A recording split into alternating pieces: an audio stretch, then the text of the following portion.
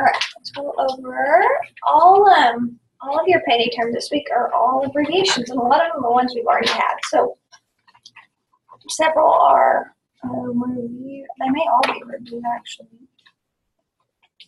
Some of them though are from last semester. So, all right, the first one is just your numbers. A lot of times, we talked about this, but this was like the very first or second one of the year. But when you see those counted like that, like if you've got, sometimes they'll just leave it like that, like a 1 or a 2. Sometimes they'll put a line through it. See it that way too.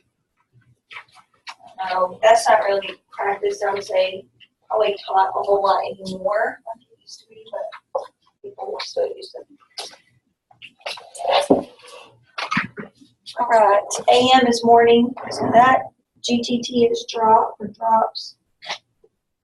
H is hour, PM's evening, HS is bedtime or hour of sleep. So you'll use a lot of these like for medications or something like that. Height and weight, we've had those before. S with a line over it is without. Stat means now. W/C is wheelchair. I don't know what that may be named. BID is twice a day. And it's 2 times a day. So if you take the medicine BID, then take it in the morning and in the evening. C is with, P is after, Q is every. All ones we've had before. TID is 3 times a day. So again, it's 3 times that day. So they're taking the medication every 8 hours, or like morning, noon, and evening. Okay. O used both eyes. We had that last week. DX, diagnosis, ER emergency room, and then PRN is needed. So a lot of mostly review. One thing I want to, for you guys, is I think next week, I know all of you guys will be out Tuesday and Wednesday, right, testing. Thursday's juniors. We will, I know I put that on your, well, I didn't, you may not have done that, but on your interview and your wanted poster, we'll bump that back to Friday.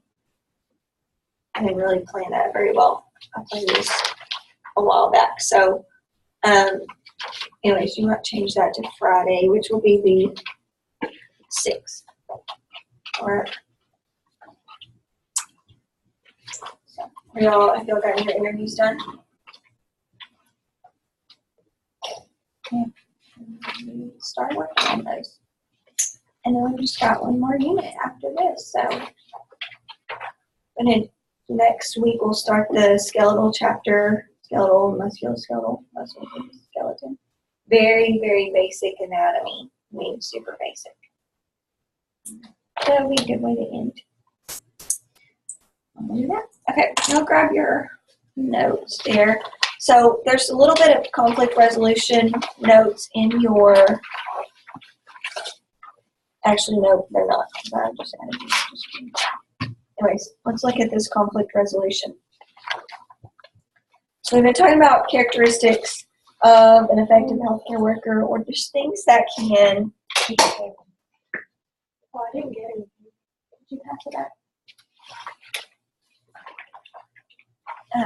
Just things that are beneficial to a healthcare worker. And so conflict resolution, why would that be included in this unit? Yeah. You have to answer it. Do what? I said you have to like have a conflict, yeah, fix it. Yeah. Yeah. You gotta be able to work through it, right? This is one reason why I do so many projects in this class, is because, you know, healthcare, it's a lot easier sometimes to just memorize information and take a test. But in reality, and this is in any job you do, teamwork and projects is really what work looks like. you work with other people to come up with a proposal or to, organize something or whatever it is. And that's really what the real world looks like. It doesn't look like tests all the time.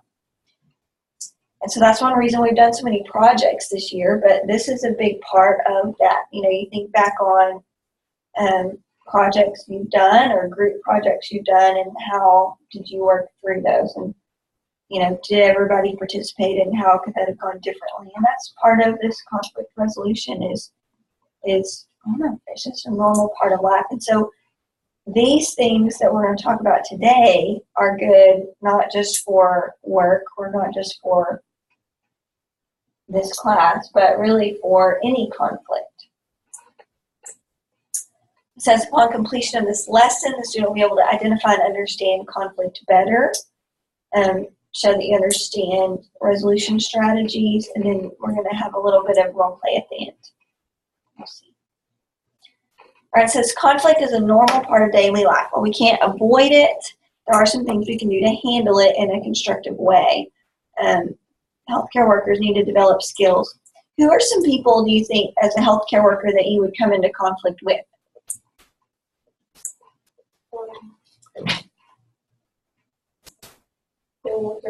Like you can't do it. Okay. Who all is included in this with patients? Like patients.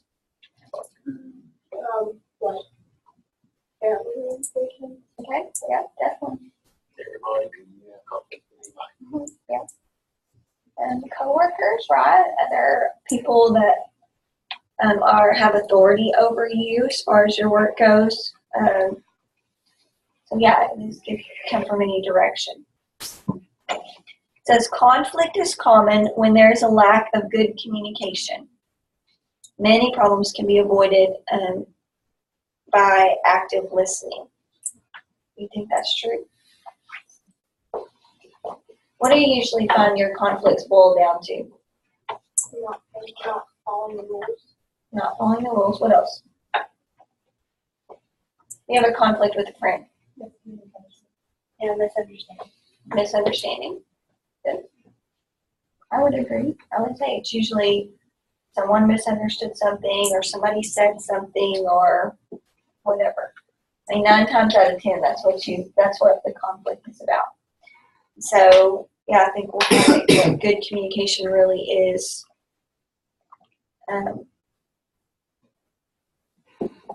that's usually the basis of conflict. That in active listening, you don't judge the other person, but instead try to understand their experience, feelings, and point of view. Make sure they really know you're listening. How can you let people know you're really listening? Eye contact. What else? Not what to do. Okay.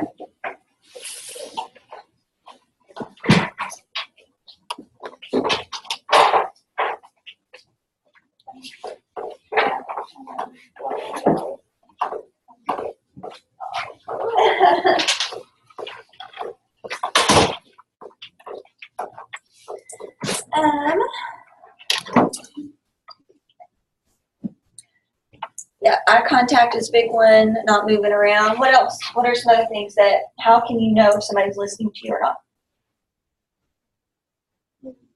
Sometimes when they give feedback.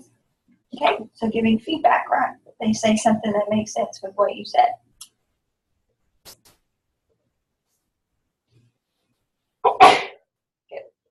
Okay. It says clarifying anything you're not sure you understand by restating what you heard is another good way. All right, so 3 basic conflict styles. A, it says, is avoidance, so steering clear of it. How many of you avoid conflict big time? It says, if avoidance is your style, you see conflict as a threat. It scares you, makes you uncomfortable, so you might go along with what other people want to do without saying what you really want or what you really think. You might let other people treat you rudely or unfairly without speaking up, and you may find it hard to express your feelings or stand up for your values. I think some of that comes with age. You get better with that age, but sometimes our circumstances cause us. There was a particular situation that made some of that worse. But it doesn't really solve anything, right? Going along with people for the sake of avoiding conflict doesn't really solve the conflict. It may, for the moment, kind of puts a Band-Aid on it, but it doesn't really fix it. So sometimes this is smart, staying away from, a place where you know is going to lead to conflict or you know is going to cause issues. Says, but if you always try to avoid it, you might get angry and resentful. And then you become one of those people who blows up. And, everything's been good for a long time. And then all of a sudden you blow up about something that should be really silly. B, confrontation. So a tough, aggressive, in-your-face approach to conflict. If this is your style, you typically see conflict as a battle and you want to win. Any of you guys like this? I know, just get the time easily.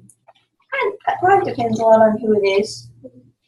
So you probably have some people that confrontation doesn't bother you. I find that it's easier to confront someone either. If I feel like I have a step up on them already, or that sounds kind of weird, but if I already feel confident in whatever I'm confronting them about, it's probably not a good thing either. So, you see conflict as a battle and you want to win. You tend to jump on anybody who disagrees with you or criticizes you, argue, dominate, threaten. You might get abusive, maybe by fighting or by insults or sarcasm. Sometimes confrontation is necessary. So if someone attacks you physically, but you don't want to make a habit of it, it says.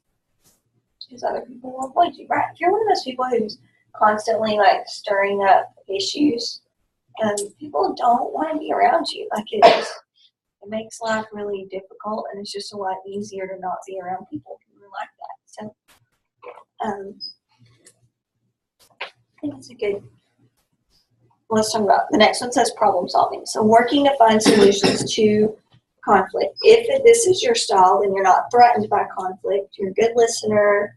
You state your own feelings and opinions, and you're willing to compromise. And that's a big part of that.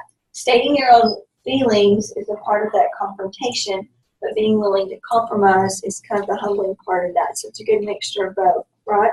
You recognize that not everybody thinks the same way that you do. That everybody, can have their own idea of what's going to work best.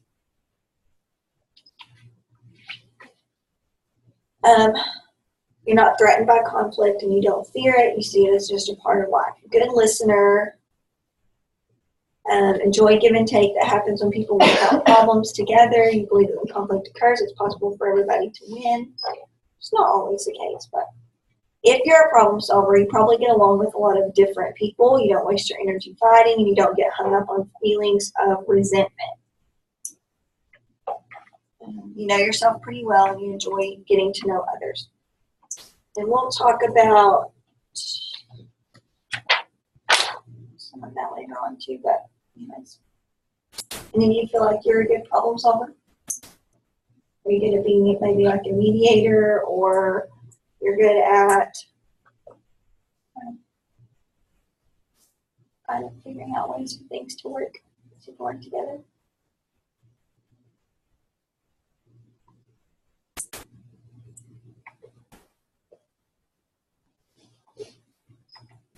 I think, like I said, a lot of this comes with age too.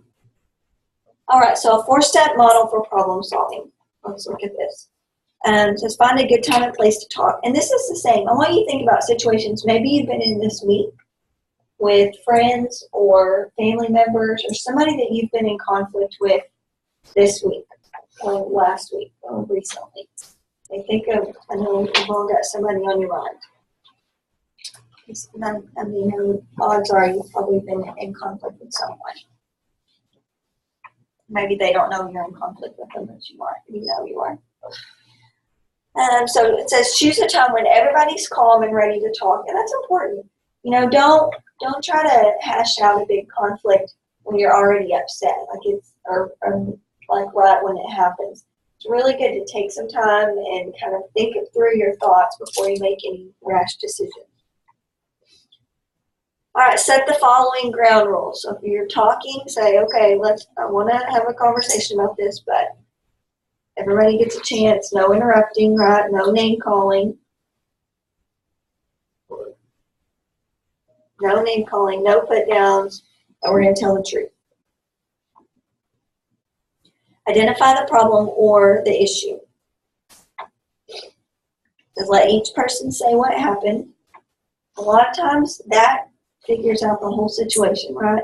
If everybody uninterrupted gets to tell their side of the story, oftentimes it's just a matter of not realizing where they were coming from on their side of the story, right? Or they heard something or misunderstood something, whatever. Focus on the problem, not on personalities. What does that mean? Focus on the problem and not personalities. Look at the problem, not like how they are or how they are. Okay, good. What have you seen that played out before? Where you tend to, I don't know, any examples of that?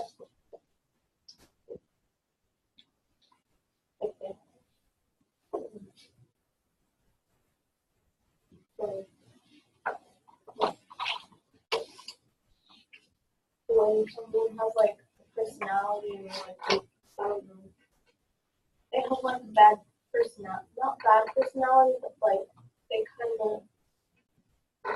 don't get along with them or something, and you're gonna solve problems with them instead of like blaming them because of the way they are, blame them. I mean, solve problems because of what's happened. Yeah. So I can think of situations I've been in before, even with people who I shouldn't get along with, maybe we're really, sometimes I really struggle with people who have really strong personalities or like big time confrontation, who like to confront people or like to start out an argument.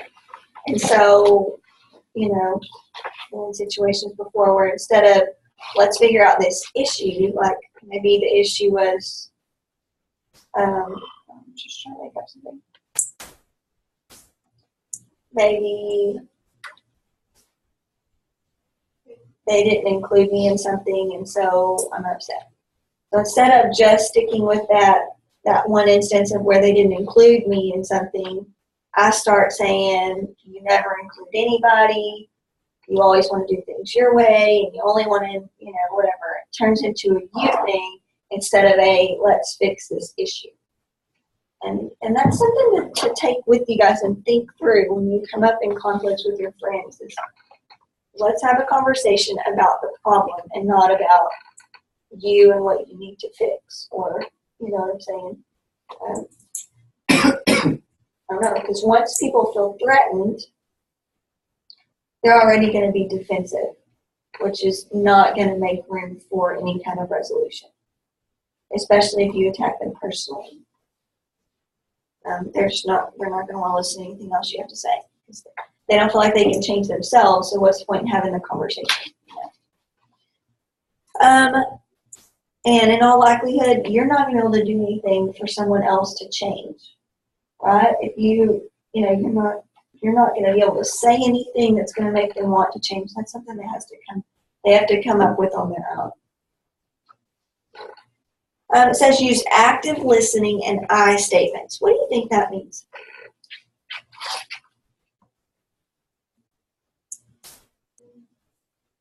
Talk about your feelings. Talk about, instead of blaming them, talk about what you feel, how you want to solve the problem from your point of view.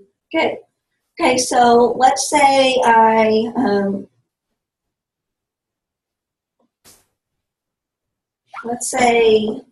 go to the lunchroom and Madison's sitting at the table and there's no more chairs, or well, let's say there's one more chair, and I walk up to the table and Madison's like, no, you can't sit there. Only people with purple hair can sit here. I don't know. And then afterwards, I get upset, whatever. and come back and talk about it. If I say, Madison, you are so rude, and you, I don't know, I'm not totally making this up. It's too early to be making up stories. And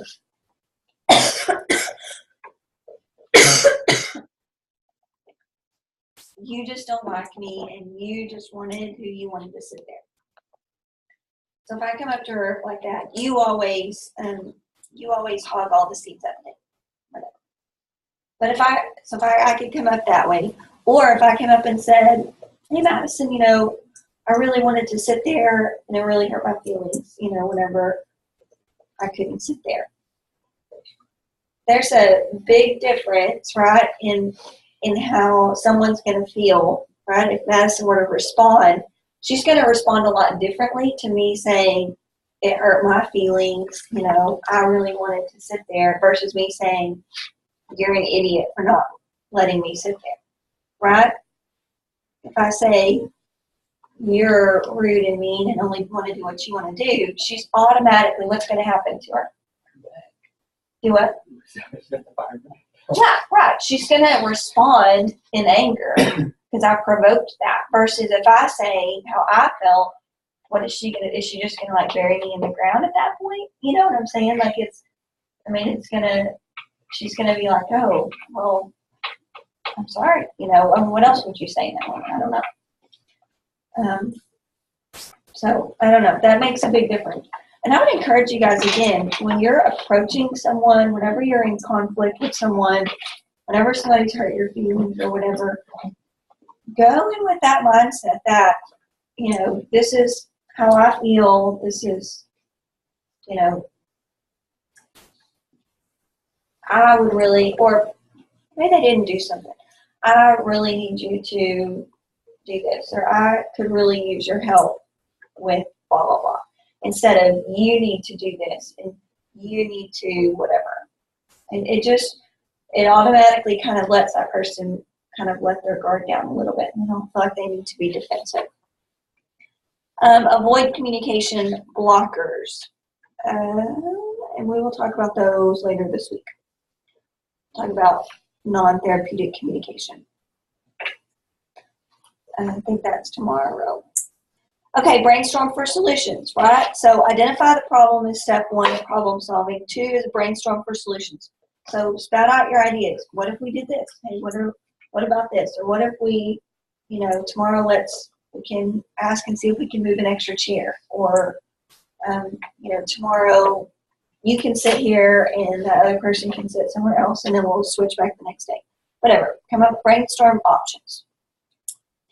Listen to each other without judging, right? So listen without trying to come up with the next thing you're going to say, or without trying to, come up with your next comeback or whatever, but actually listen.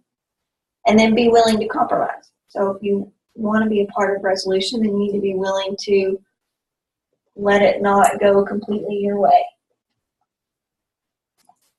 Choose a solution and agree upon it.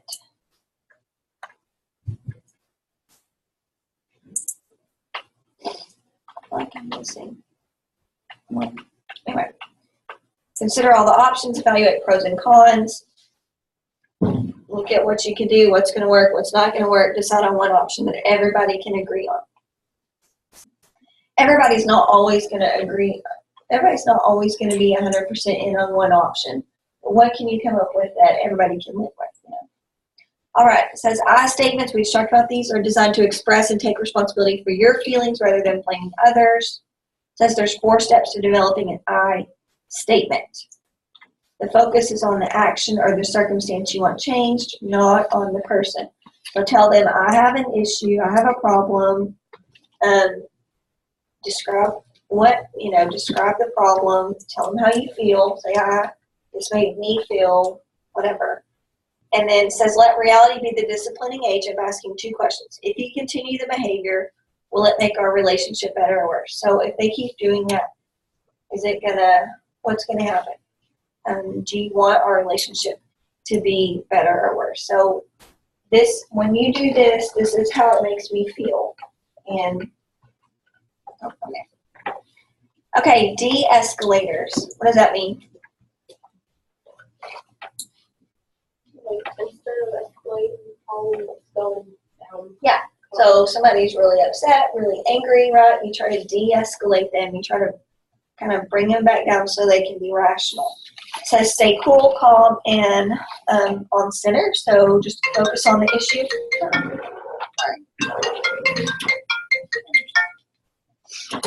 So don't let the other person throw you off balance and force you into fighting back or escalating the conflict. Breathe slowly and let any negative words or feelings move past you. Kind of hard to do sometimes, but give the other person some space, right? Maybe they need some time to kind of gather their thoughts, but look for common interests or common ground. I know this is important to you, and that's important to me too. Let's look at this, try to find something that is common. Use a cooling off period, talked about that. Listen to the other person. Tell them you want to solve it together, that you don't want to fight, that you want to understand. And that's a big part, is understanding where people come from. You think, I don't know, you don't always know what people are going home to. You think about things at school that happen or why somebody's acting a certain way, You may not know what they're going home to. Maybe they're in conflict at home all the time. Maybe their parents are in conflict at home all the time. And so, that's just their normal way of hashing things out, whatever it may be. I don't know, it's important to look and try to understand people and why they do the things that they do. And what that does is when you look to understand why they do what they do, then that gives you a different frame of mind. Like, I don't know, it gives you a lot more patience with people when you can understand what they're doing.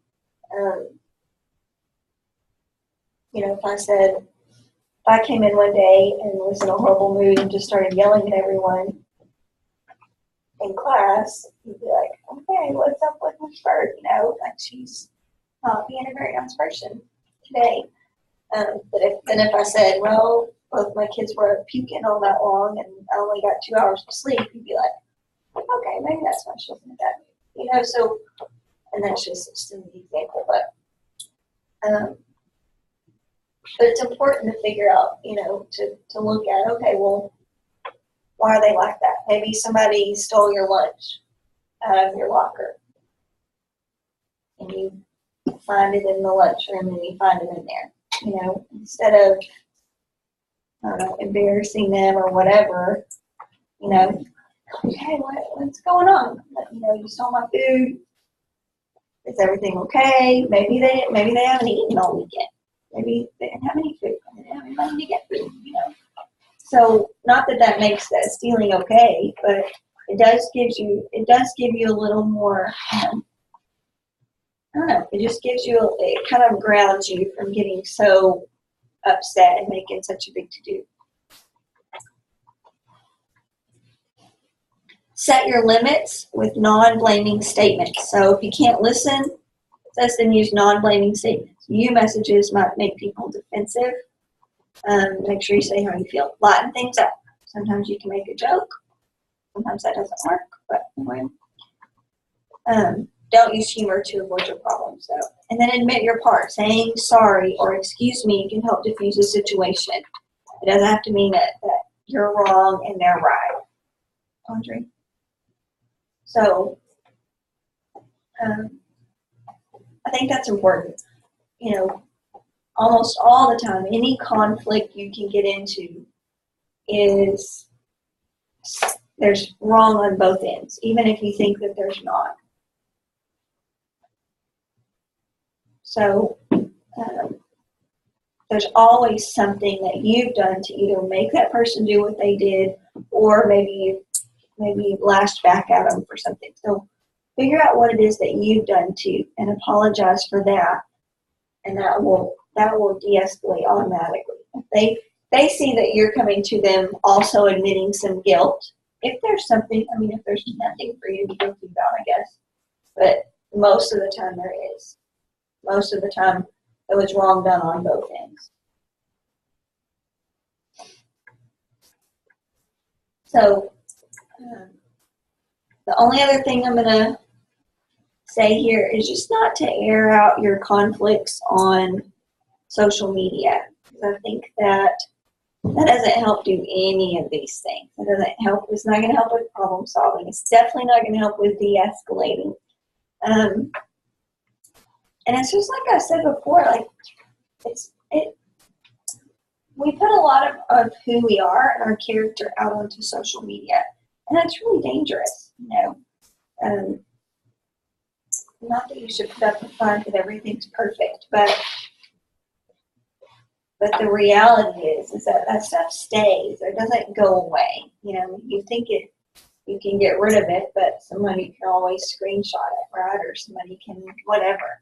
There's always a possibility, and so those things they don't go away. You don't get on Twitter when you're upset with someone and say whatever you want to say. You think things through before you mention it. And being passive aggressive on social media, which is usually what you see, right? Somebody's talking about someone else in like this kind of third person kind of language, and it's just not healthy for anyone. And it's not healthy for you. If you go to get a job somewhere and they say, oh, they got some issues or lots of conflict they can't seem to get right, there's a good reason not to hire you. And they look at those. I told you guys I think I told you guys this last week, but our pastor was talking about Facebook the other day, and he's like, the main reason I get on there is so that I can look at people who we're planning on hiring, here, and make sure that they don't do anything crazy or stir up trouble or whatever. And that's true. That's what people do that. So, anyway, so that's that. We will do a little bit of work.